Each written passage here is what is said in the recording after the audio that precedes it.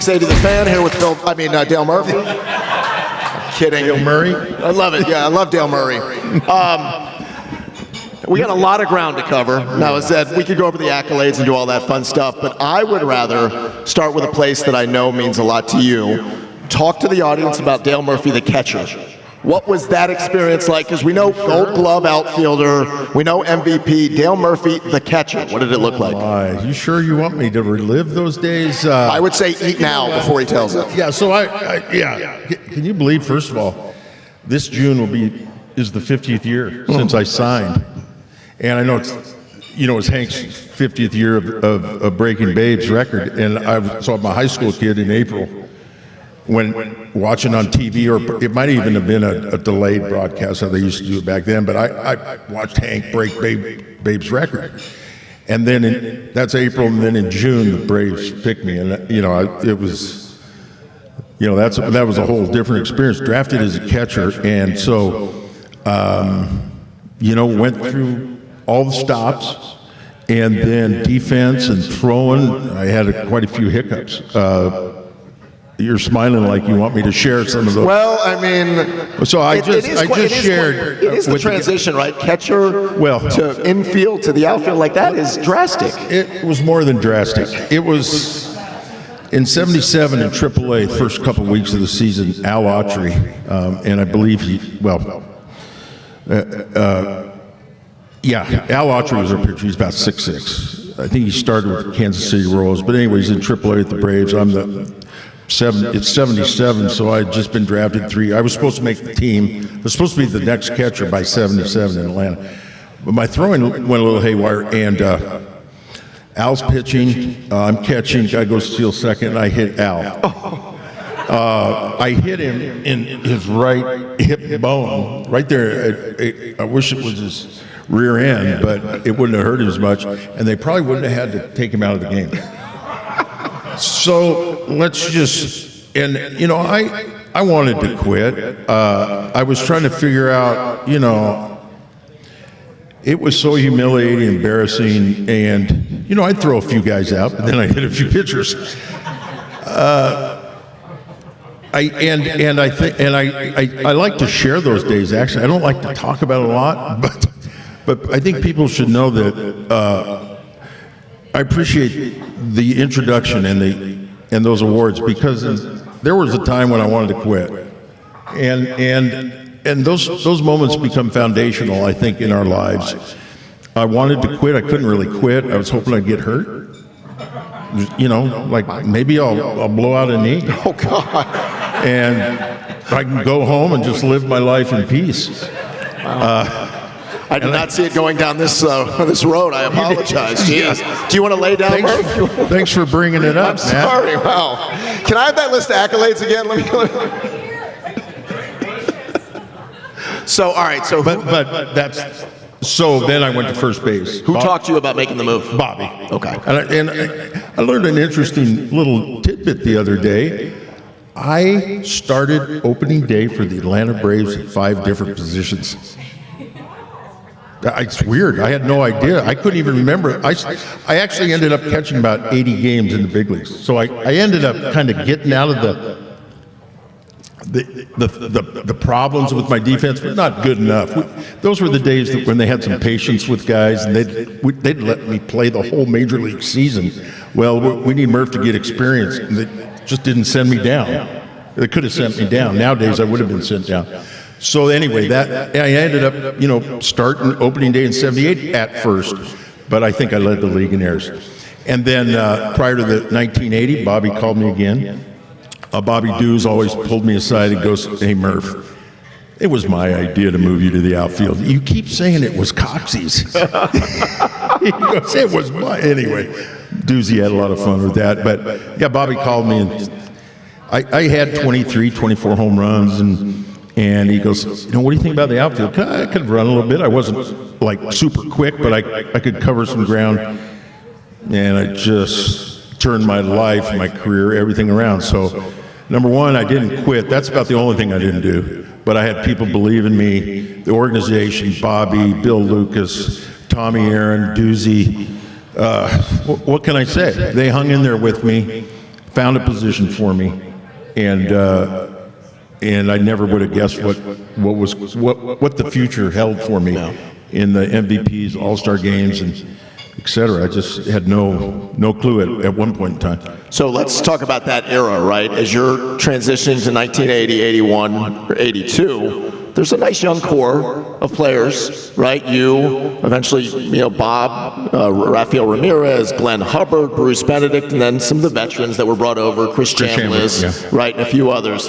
I always hear the question asked, did you know going into the season? Because you guys start 1982 on that incredible 13-0 run, which nobody would have seen coming. Did you have a clue that you guys could be pretty good? Well, I think Chris Chambliss, we didn't really get good till they got me out of first base. Just coincidence. Yeah, but getting Chris, I always say, people don't realize how important first base is, because sometimes it gets lumped in there with, well, let's just put this guy at first, and that's kind of what they did with me, and it just didn't work out. When you get a guy at first base, I remember the Braves sent a guy down 15, 16 years ago, I don't remember.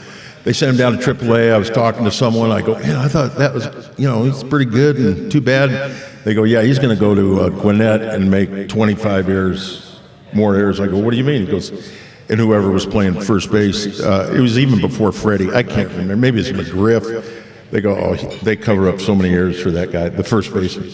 So the first baseman covers up errors, makes great plays. It's very demanding. What was I going to say? Oh, so I knew we got better when we got Chris. And I want to say we had him in 80. Then 81 was a strike year. We did okay. So there were some good things happening. Our lineup was coming together. Bob was there for a couple years. We scored some runs.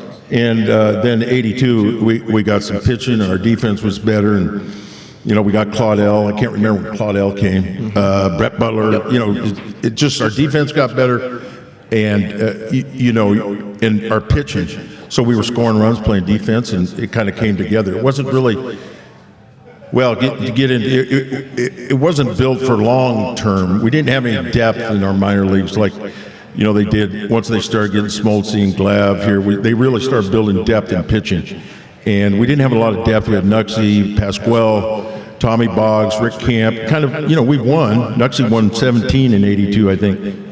So, but to say that we were going to, first of all, start out 13-0, no, I had no idea. Of course, that's very unusual. But I think we knew in spring training that we had a chance to be good.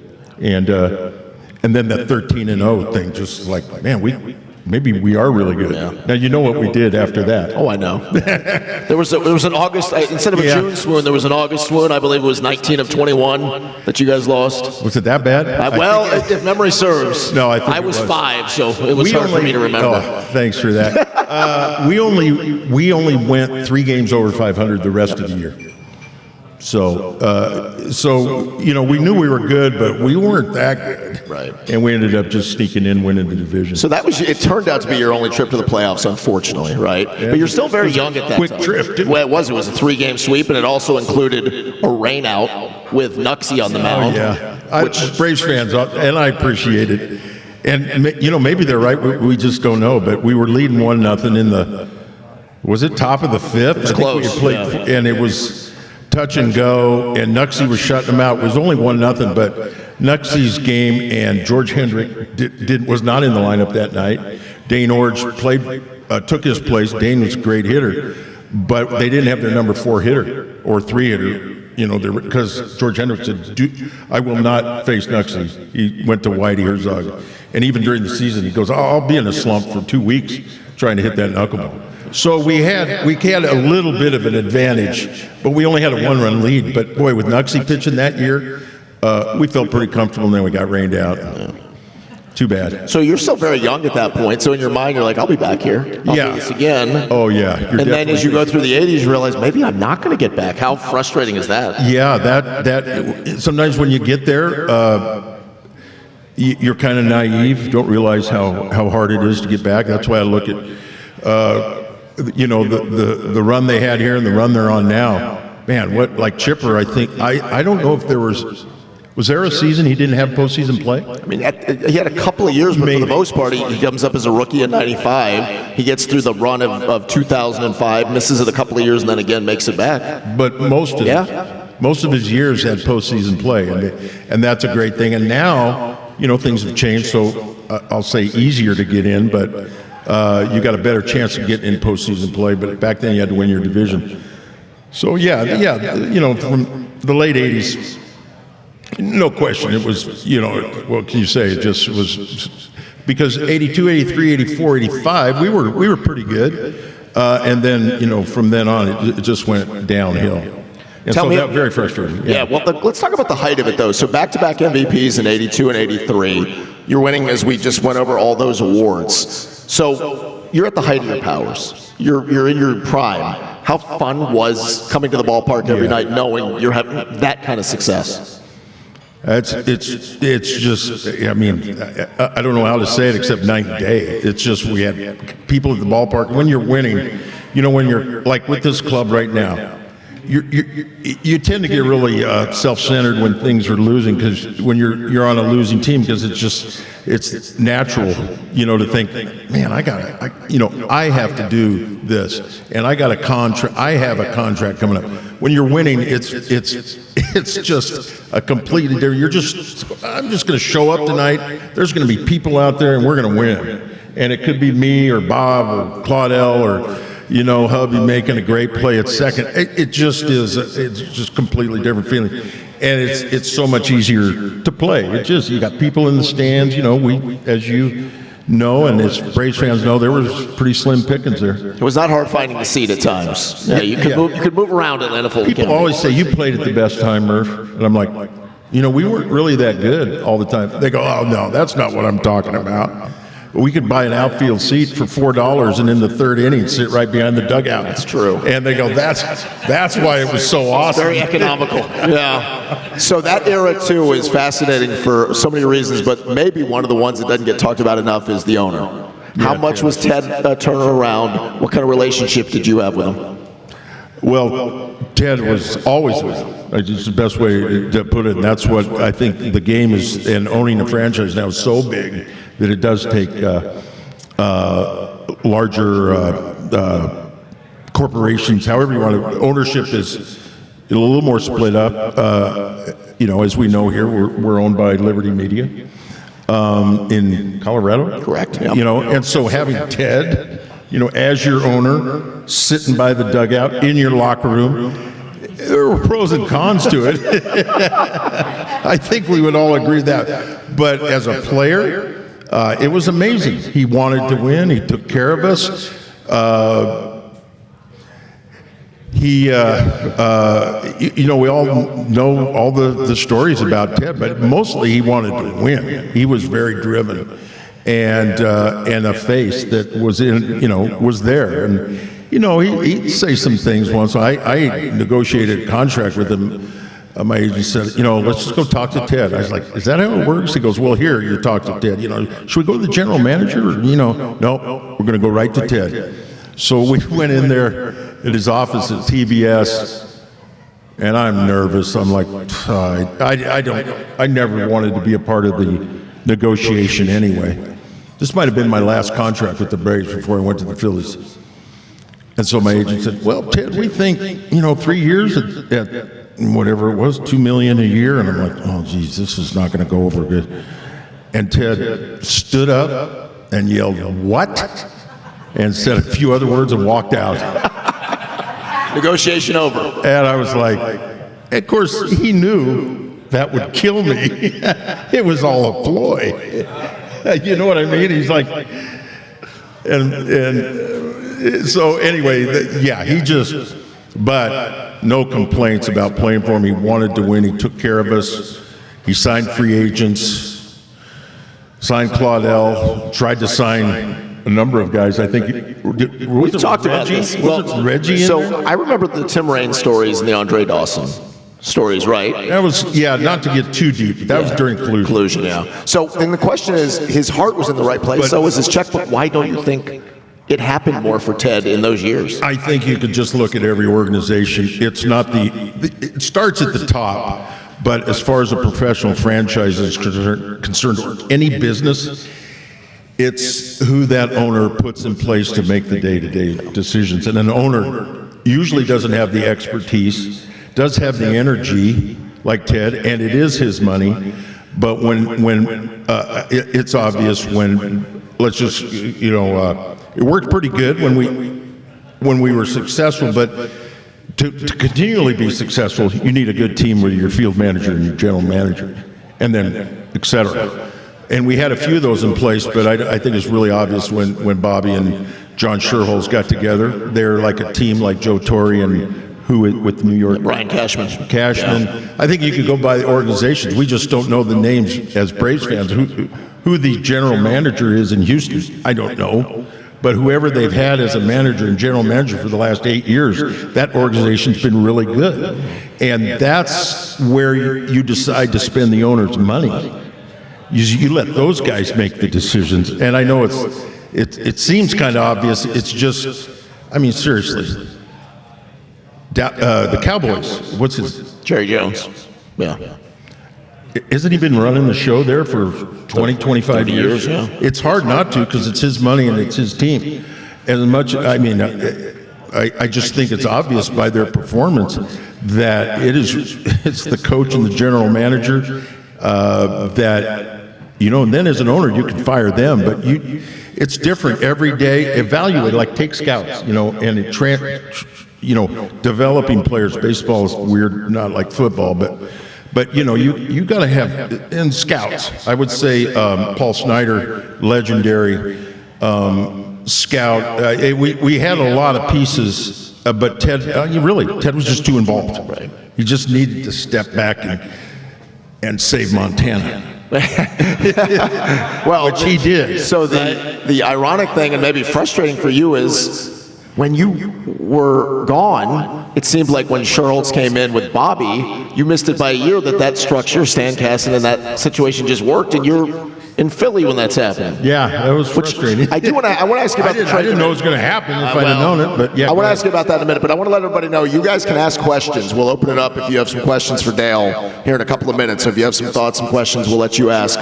So tell me about the trade. Who went to who first? Yeah. Because I remember hearing the rumor a couple of years before you were actually traded about that Mets trade. Was that real? There was rumors. Is that a Len Dykstra kind of a thing? Was that one of the things? Yeah. So what I heard was that the Braves had talked to the Mets. Bobby had talked to the Mets about trading me to the Mets for Howard Johnson and Len Dykstra. And I played later with Lenny in Philly, and he pulled me aside. He goes, "Hey, Murph, remember a few years ago, me and Hojo were rumored to go to the Braves?" He goes, "Neither one of us wanted to go to Atlanta because we were, they were New York guys, obviously." I said, "Really?" He goes, "Yeah." So we were in spring training like 86 or so. He said, "So I'm talking to Howard," and he goes, "Hey, back in the day when they used to take infield before the game?" Lenny goes, "Yeah, okay, what are we going to do? We don't want to go to Atlanta." He goes, and Howard goes, I asked Howard about this, and he didn't remember, but so Lenny, it's a funny story whether it happened or not. So Lenny goes out, takes infield practice, all the scouts are there, and throws a couple balls and walks off, holding his arm. Howard takes a ground ball, throws it over the first baseman's head, and walks off and is holding his elbow. So, trade never happened. Whether that's all true, it's what's the word, apocryphal? Trade never happened. But there were some rumors, and it was interesting. I was talking, Nance and I were talking. When my name came up in trade rumors during those times, I got a little excited. Something was inside of me that I needed to move on. And so it just came to a head in the summer of 1990. Nance and I just said, it's time to move on. I had struggled for a couple of years. The team was struggling. I went in to meet with Bobby, and Bobby was managing and general manager, I think, at the time. And I said, "Bobby, I got to move on." And I really appreciate the chance to clarify a few things because people are still mad at the Braves. And I thought I talked about this when I got traded, but here's what happened. In 91, I was going to be a free agent. And I told Bobby, it's time for me to move on. I'm going to be a free agent next year. I'm going to leave. And he was shocked. And he said, okay. And I did say, if there's a trade that works for you and me, I'll look at it because I had the rights to refuse a trade. So the Phillies called, and this is the key thing that I don't know if you could remember it, but they extended my contract. So I'm looking at going in 91, being 30, whatever I was, 36, 35, off of 2 bad years out there into the free agent market, or going to the Phillies and I got an extra 2 years. I had to take it because it was, and Philly was obviously a different city and fans, and I could feel my juices flowing again. And I really felt good, especially in spring training 91, and then I started getting hurt. But 91, 92, I actually, man, I felt good. 90, I kind of finished out the season there, but I needed the change. And so, that's how that whole trade went down. And I had the chance to accept it. They worked out the deals. The key thing is Philly said, we'll extend Murph's contract. I'm like, I got to do that because it's either that or go out on the free agent market as an old guy with 2 bad years. Right. So that's how it all happened. What were your emotions, though? A couple of things. Crazy. So 91, you come back and we do the Murph night. It was a great night. But the emotions of seeing Atlanta, who had been so bad for so long, have that miraculous 91. Are you mad? Are you frustrated? Are you sad? Like, what are the emotions watching that? Oh, well, I don't think I'd be telling you the truth if I didn't tell you I was really, really jealous. I mean, envious, whatever you want to call it. I was just like, Nancy called me from Atlanta. I'm up there in Philly. She's like, Dale, people have tomahawks on their windshield wipers. And they're putting their windshield wipers up, and these tomahawks are going. I mean, I'm like, what is going on there? And so the whole city was on fire, and it's like, it's like you got forgotten, and that's what life's like, really. I'm like, wait a minute. But I didn't know what was going to happen, and when Ted and Bobby didn't say, hey, we're going to make some cool changes. John Sherholz is coming. Bobby didn't even know that was happening. Remember, I talked to him in June or whenever of 90, and then they hired John Sherholz and made a lot of changes.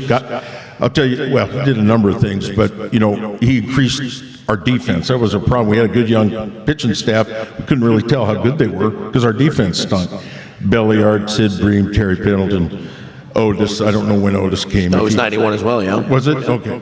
And so the club just changed. And maybe it was because I left. I mean, I'm not saying, but maybe me leaving, did give John Sherholz a chance to go, okay, this is, I might go back a little bit. I saw what happened to Nuxie. And most established players, when they leave a city, it's not pretty. And so that's why I kind of initiated it. I said, let's get this thing going. Otherwise, we're gonna be talking in the papers and what's Murphy doing? You know what I mean? So I wanted to force the issue because I could see I wasn't going to finish my career in Atlanta. I would never have guessed that 3 years prior, but. So I was totally jealous. There's it's normal. They were having so much fun. It was a special year. Yeah. Worst to first. Did the Twins go worst? Yep, both teams did, and then that's the 7-game World Series. Now, I will say, selfishly, as a 13-year-old in 1990, my heart crumbled. I mean, Dale Murphy was traded. That's like, there's your boyhood idol, and there he goes out the door. And at 13, I don't understand the business. And later on, I talked to you, soothed me. You've helped me understand that you wanted it, which makes me sleep at night better. Thank you. Thank you. Oh, fans have I hadn't slept in 30 years. Yes. Fans have been so nice, but I like the chance to explain it so they kind of get a feel of that the Braves didn't just ship Murphy to Philadelphia. Philadelphia of all places, too. Philadelphia of all places, yeah. Like, that just felt like, send them to L.A. or send them to, like, New York or somewhere where they're good. And you went to poor Philly. What was life like in Philly there, by the way? Well, I had a real good experience. I mean, you've been to Philly, the game, the energy. It's different. The energy in Atlanta is different than the energy in Houston. It's different than everywhere. It's energy. And look, it gets crazy there, but they're kind of from the first inning on. They're a little crazy. Did you get booed at some They point? love sports, and it was good for me. It got my juices flowing. I think if I had gone to San Diego or something, that Southern California crowd, I would be like, oh man, I need a little kick in the You pants. hit so well in San Diego, though, that maybe. What's that? You hit so well out in San Diego, maybe the numbers would have Jack been huge. McKeon tried to get me there. Yeah, I don't blame Because I played for Jack in the minor leagues, and when he was GM and manager, he talked to Joan Kroc, owner of her and Ray Kroc, founders of McDonald's. And he said, I saw him about 20 years ago. He goes, I tried to get you. I talked to Joan. I said, we got to trade for Murphy. We got to trade for Murphy. So nothing happened there. But yeah, I did like to hit San Diego, but I really needed something completely different. The energy. And just, and Philly was it. And I enjoyed my years there. It's a great place to play. They're passionate. They love sports, and I just started getting hurt and not doing that well. So if you guys, anybody have any questions, you can raise hands. We'll let you guys ask some stuff. You want to go right here? Tell us about the time when you were in Colorado and Tom Glavine threw at you. Well, I was actually in Philly. Should we go through it? I mean, I think you have to. It was one of the most half-hearted attempts to hit somebody I've ever seen. It's a long story. I'll try to make it short. Well, I felt weird. Glav felt weird. Everybody felt weird. But you talked about my first day back here. They had a nice little reception, pregame ceremony for me and Nancy and the kids. And then when I was with the Phillies, my first trip back here as a Philly. And then we had a fight that night. It was typical. The Phillies team I was on, they had a lot of fights. They fought a lot of people. Fighting Phils. The guys were, anyway. We fought, and then we hit Otis. Otis didn't like getting hit, came out, fought with our pitcher. When I say our, I'm a Philly now. And so 10 days later, Atlanta comes to Philly, and everybody's like, well, is there going to be any holdover to this? And everybody's waiting to see if someone's going to hit somebody in retaliation. For the fight, let me see, and so nothing happened. But what happened was, it's so interesting, it was Roger McDowell, who ended up being, Bobby loved Roger McDowell as pitching coach, did really well here. But Roger McDowell told our reliever, Wally Ritchie, who was in the fight with Otis, hey, if our starters don't get Otis for what happened, 10 days ago, we're going to get him for you. So Roger comes out about the 8th and hits Otis out of nowhere. We're like, what? We thought it was all over. And Bobby freaked out, as Bobby would do occasionally. Not in a bad way. No, there was baseball rules, yeah. And Bobby, I got a long, this is a longer story too, but Bobby is like, this is why guys love to play for him. He's like, he doesn't even care who that is over there. No way, shape, or form. If you make a bad call, I'm going to argue with the umpire. If you do anything against my team, you're going to pay for it. That's all there is to it. That's why everybody loved Bobby. So Glav comes in and Bobby comes in. He goes, we're hitting the first guy up next day. Or something like that. And Glav goes down the lineup and looks at it, it's me. He comes back to Bobby, he goes, Bobby, the first guy up next inning is Murph. And Bobby goes, I don't care who it is. So then it led to that. And, it's on YouTube if you want to watch it. By the third, it was a mess. It was a mess. He was throwing about 60 miles an hour, Yeah. and watching you take a step back from the box each time was... I was out of the batter's box. He threw it 3 times. First time, I'm like, okay. The second time, I'm like, and by the third time, he's in his windup. I'm like inching. I'm out of the batter's box.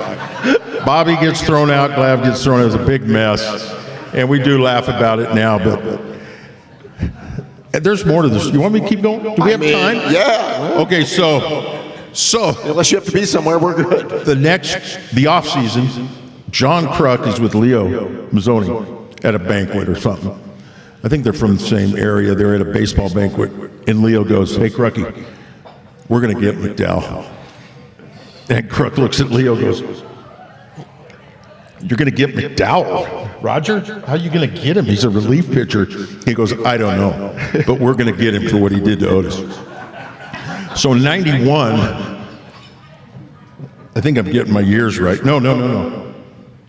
I think he threw at me in 91. He did, Yeah. correct.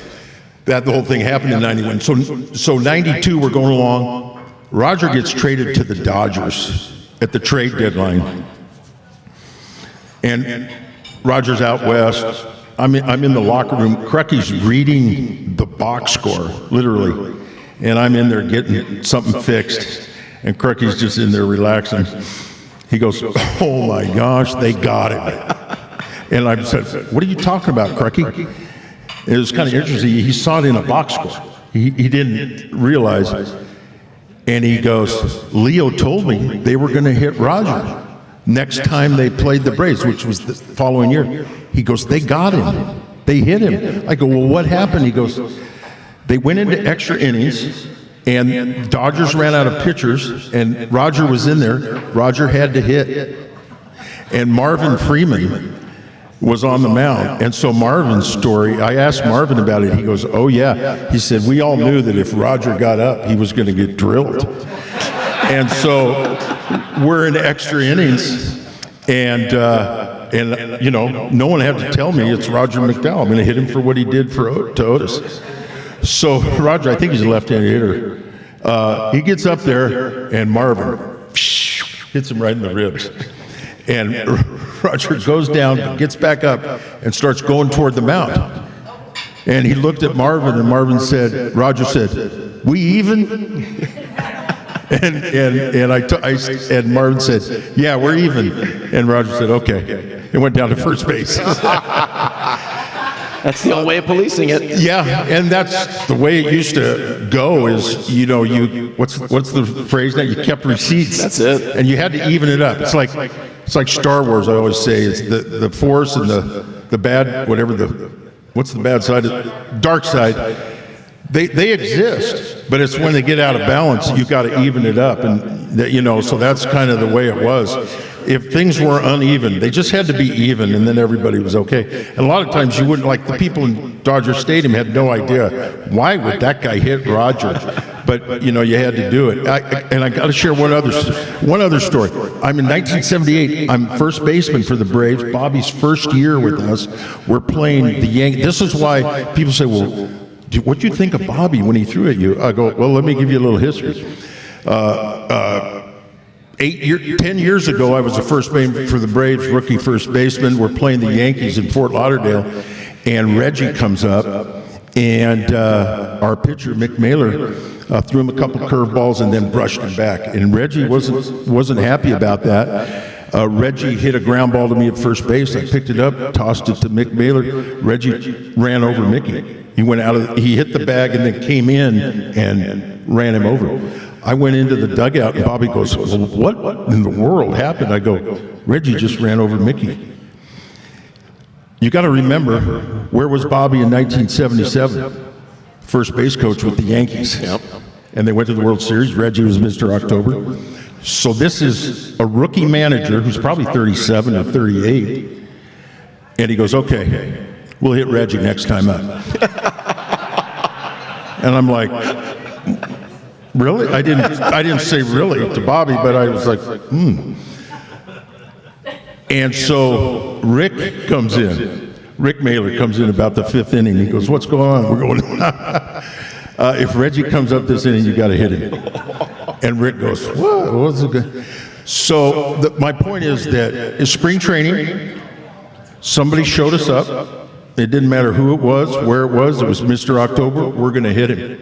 So Rick got out on the mound. Mick told me one day, Rick got out on the mound and looked at Reggie and goes, and Rick's trying to make the team. He goes, do I want to hit Reggie and fight him? Or do I want to miss Reggie and fight Bobby? So we hit Reggie. He hit him, and he came down to first base, and it's interesting, Reggie knew. We're even. But that's the history of Bobby's mindset, is no one is going to take advantage of my guys. And remember, we were in last place. Anybody else have any questions for Murph? Just raise your hand. We'll let you guys ask some stuff. Yeah, go ahead.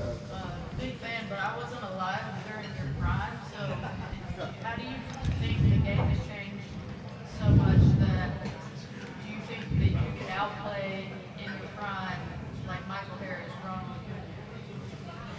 Yeah, the game has changed. I think I could play now. It'd be a little adjustment for a number of reasons. But I think each player's kind of got his era that he fits in, because this era is tougher in a lot of ways to hit in, with all the guys thrown harder, and a lot of cutters. You know, there's a pitch that was getting developed in the 80s, but, you know, a lot of cutters. There's a number of reasons that we could talk for an hour about it. But also, in my era, we didn't face so many pitchers. You know, the guys were trying to pitch complete games, so you very seldom would not face a guy at least twice and probably 3 times and then go to the bullpen. It's harder to hit when you're facing 3 or 4 different pitchers, and a lot of those guys at the back end are throwing 95 miles an hour. I think I could play, but I think these guys are better athletes than we ever were. Michael Harris coming up at the age he is when he came up, and he's still really young. I mean, it's incredible. He covers more ground than I do. I think he's got a more accurate arm than I did. He's just a heck of a player. I mean, I think I could fit in somewhere, but I would say it's tough. I think it's tougher to hit now in some ways. On the flip side of that, these guys face a lot of hard throwers when they're younger, so they move into it. Our era was just a completely different pitching thing.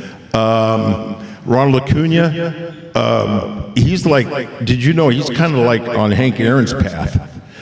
What's interesting, he's got to do it for another 20 years or more and not get hurt. But that's how good Ronald Acuna Jr. is. So he's in a different league of anybody I've seen in he does things that I definitely could never do. 40 and 70, I mean, and he plays great defense. I mean, there's a lot of things that are different now. I like the game where it's at. I like some of the rules changes. These kids didn't end up playing a slow game. All these pitching, you know, all these other things added to a slow game, 3-hour game. We just didn't do it back then. And our pitchers were taught to work fast, throw strikes, and change speeds. So you watch some of those old videos, guys are just getting on the mound throwing. And we didn't have it. So I like the rules changes. A little concerned about young kids and throwing so hard. Well, let's talk about that, because I know everybody's got an opinion. Yeah, I saw Dr. Andrews. Recent topic here. Well, Spencer for us, Yeah, but for Dr. sure. Andrews just came out and he was quoted as saying, "We're having guys redline as 13 and 14 and 15-year-olds, right? They're maxing out effort. They shouldn't be throwing more than 80 miles an hour until their arms fully develop. Those type of things." Is it as simple as, I mean, you're not going to be able to change it. Nobody's going to throw I think slower. So what do we do? I think I do have an answer of how to change it, and I know everybody knows what has to change. How are we going to do it? First of all, I was with Smoltzy and I was with Bruce Bochy 2 winters ago before Bochy went to Texas, and he had DeGrom. You know, they had just signed DeGrom, and Bruce Bochy goes, "Smoltzy, what would you do with DeGrom?" You know, DeGrom, unbelievable when he's healthy. And Smoltzy said, as Greg Maddux would say too, you got to tell him to go 75% once in a while. He's going to throw a no-hitter if he goes 100% and he can last, but obviously he can't last. And this is what Smoltzy told Boch. Tell him to go 75%. Greg Maddux, I became a good pitcher when I stopped trying to what? Strike everybody out. That's when, so how do we change the mentality?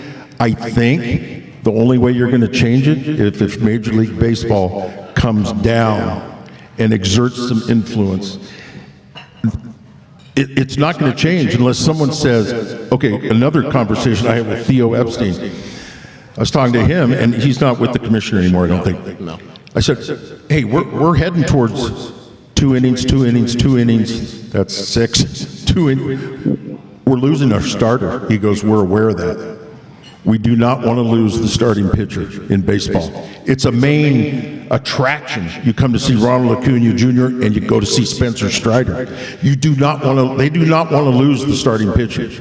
So we're looking at rules changes, he said. I said, well, like what? He said, well, we're thinking about, I can't remember. Oh, he said, we're tossing around everything. I said, throw one out there. He goes, your first reliever comes in and the count's 1-0. So he's facing, so you got to think, you know, do I want so-and-so from the bullpen to come out already behind? Anyway, it doesn't matter if we're losing starting pitchers because of arm injuries. No rules changes are going to change it. They're redlining at a young age. They go to, what are they called? The showcases. They know they're not going to get a scholarship unless they register 94. I mean, it's sad, and so they're out there just throwing as hard as they can. I think Major League Baseball, which I've heard hockey does, I haven't talked to a lot of hockey parents, but I've heard the NHL does go down into the youth leagues and exerts their influence, and I think that's the only way you're going to change it now. Is for why would Major League Baseball do that? They don't want to lose the starting pitcher. They got to have that starting pitcher be a marquee name.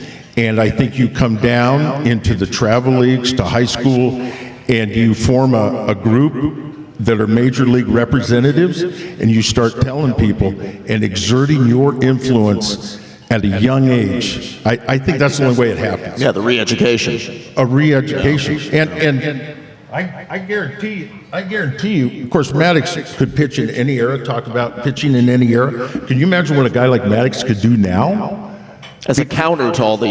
Yeah. So what a great idea. You got starters that all throw hard. How about throwing a couple starters in there that don't? I mean, you really mess some kids up. Agreed. And that was the whole point of pitching. So, but with radar guns being what they are, with the power pitchers, and one last thing, a lot of talk is about the length of a reliever's career.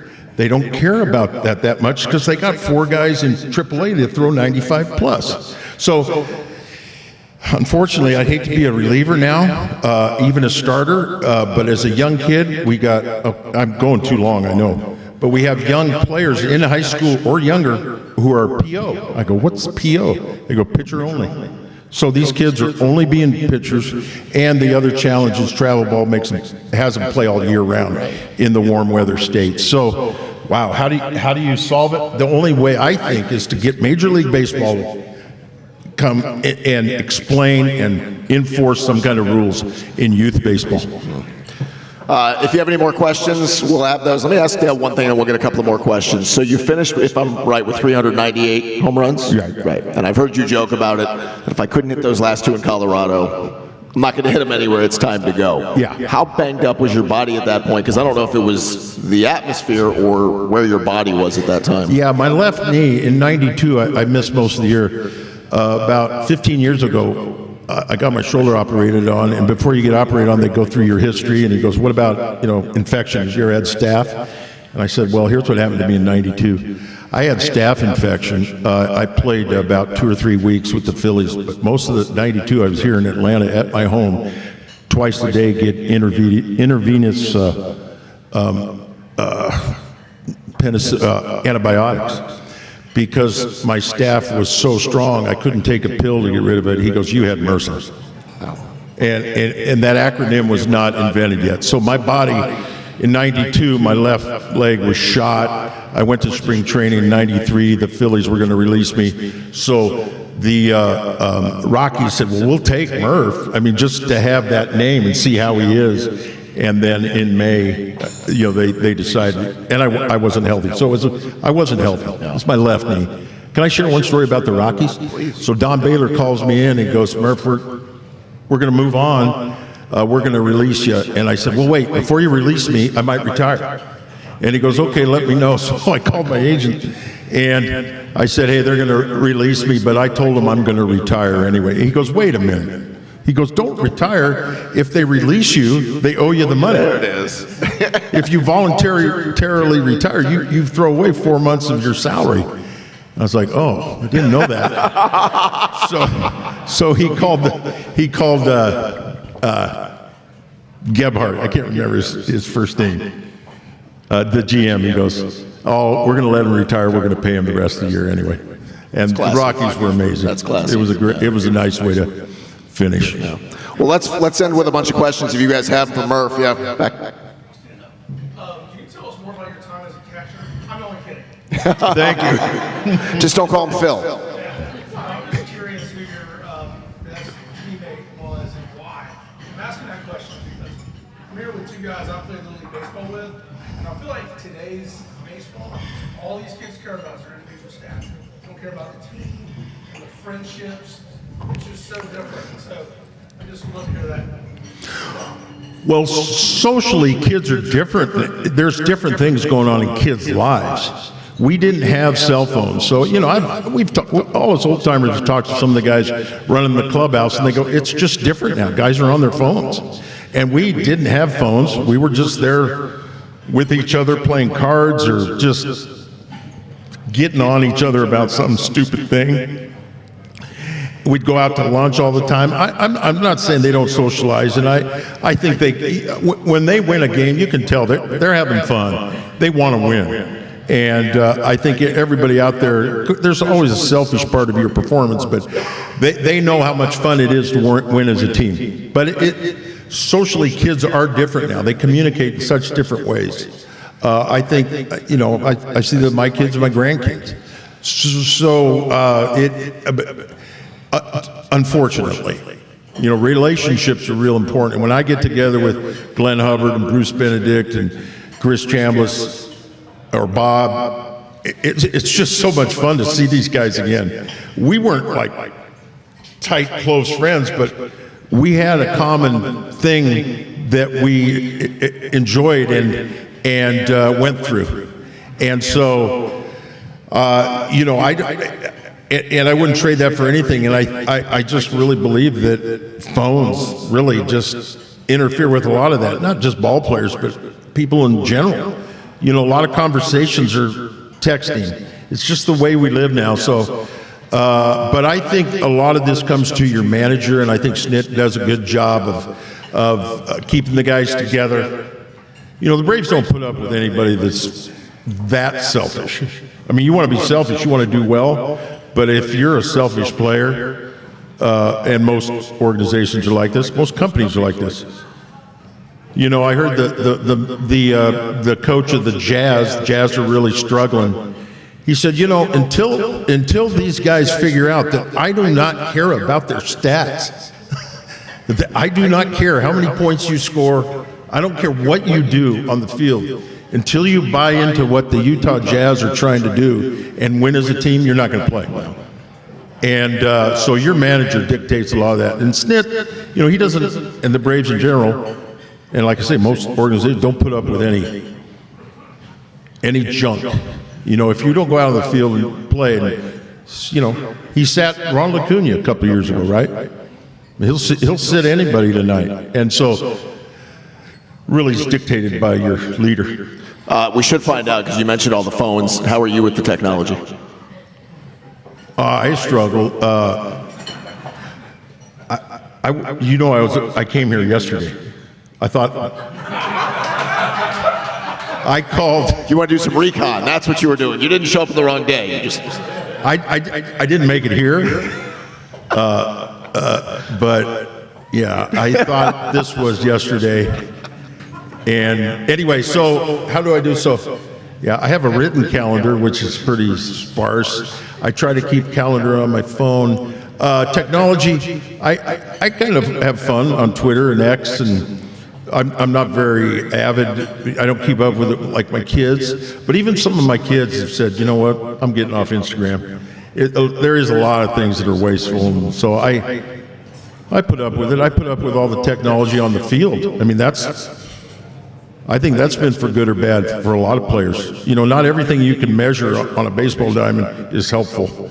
Isn't that true in all businesses? Not everything you can measure is going to be helpful. I think technology has really messed some guys up. I think the launch angle thing has just really messed up a lot of guys' swings. So many strikeouts, so many guys. Look at the replay. You got me going.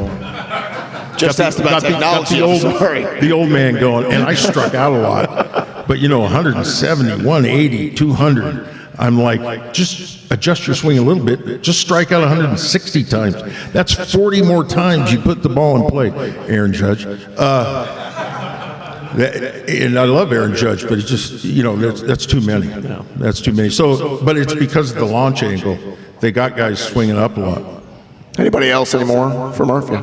Yeah, what do you think about the current playoff format and how it affects like a regular season dominant team? Oh, I love it. Yeah, I love the current playoff format. Yeah, no. No, not if I'm a Braves fan. I hate it. No, I think it's the same this year. It is. Yeah. And I think I'm sure, you want to give wild card teams a chance, but you just don't want them to have an equal chance. And to the Braves, the Dodgers, and who was it, Milwaukee last year? Won over 100 games? Orioles, maybe? Oh, the Orioles. So, yeah, you got to figure that out. Give them, I've had people say wild cards should play the next day, whichever team had the best record. One game, and I don't like one-game playoffs except for a wild card. One-game playoff, and then you have to red-eye to the next day and start the next day your best of 5. So something that gives them a bigger disadvantage because you do not want to lose the motivation to win the regular season. No. If we don't have anything else, let's finish up. And you've talked about the Hall of Fame stuff a lot. It's out of your control, certainly all of it, but what happened in the steroid era has changed the way all the numbers are viewed. We all know that. So when McGuire and Sosa and Bonds and all that stuff's happening, we started to see those numbers go crazy, but also kind of the middle class put up these big numbers. Do you think that still is the thing that hurts you the most, is how the numbers exploded and all of a sudden 398 homers and all those other things, they just don't jump off the page? Well, I think a little bit, and some of the people that really are supportive, like my wife Nancy would say differently, that's a lot, Dale. I don't want to get Nancy going because Nancy and all my kids get really upset, and I'm trying to, it's okay, guys, but they're so supportive. They're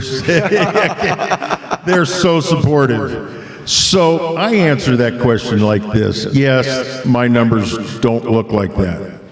But also, they haven't put those guys in yet. Right. So if those guys go in and I don't, then it's like, well, wait a second. But they're not in. The other thing is I won't try to describe the whole process now, but the Hall of Fame has changed the process for guys like me. And what they did was they recognized guys in the 70s and 80s, or 80s to 95, were not getting concentrated on. So they changed it into eras.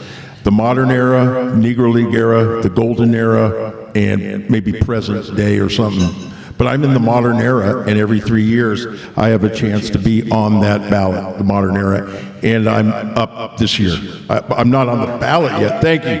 So I got to get on the ballot, which I don't understand how I get on, but is there a number I can call? What do I have to do? Yeah, write your congressman. So I have to credit the Hall of Fame with saying, Don Mattingly, Dale Murphy, and the guys that went in, Alan Trammell, Lee Smith, I can't remember Ted Simmons, went in on this new way of doing things. So instead of lumping in with thousands of veterans on the Veterans Committee, I'm lumped with my era. And I get compared to my era. And Don Mattingly went up a vote. I went up a vote 3 years ago. There's 16 on the committee. You got to get 12. I think I got about 6, and I think he got 7. So it's a positive sign. I'm going in the right direction. Now, if this year I don't go up another vote or by chance get in, that's not a very good sign. But I really want to say to the Hall of Fame, thank you. You're giving us a focus. So all they do with the veterans on this year is look at us, and they discuss us. Me, Don Mattingly. Fred went on. He was a unanimous vote last year. Fred McGriff on this thing. People said, he didn't make it on the regular ballot, which is very hard to believe. Anyway, so thank you for your support. I have a lot of people supporting me, and maybe this is the year. We'll see. Let's hope. I heard once, I haven't been able to track this down, who's the Bill James, the father of numbers? Sabermetrics. Someone asked him about 25 years ago. Someone told me that, I've never seen it in print. Is Dale Murphy going to go in the Hall of Fame? He goes, yes, he is, but he's going to be 74. And I'm like, dang, I'm 68. Bill James really knows his numbers. You got the numbers right, yeah. Well, listen. If that happens, I'm going to call Bill and go, man, you called that one. He's got to be in Cooperstown with you there at the ceremony. So we'll see. Thank you. Yeah. Well, let's thank Dale Murphy, 7-time All-Star. Thank you. 5-time Gold Glove, back-to-back MVP. Thanks, Matt. Still one of our favorites. Dale, it's a pleasure. Thank you. Thank you very much, everybody. It was fun. Thank you. Those old guys keep going. That was fun.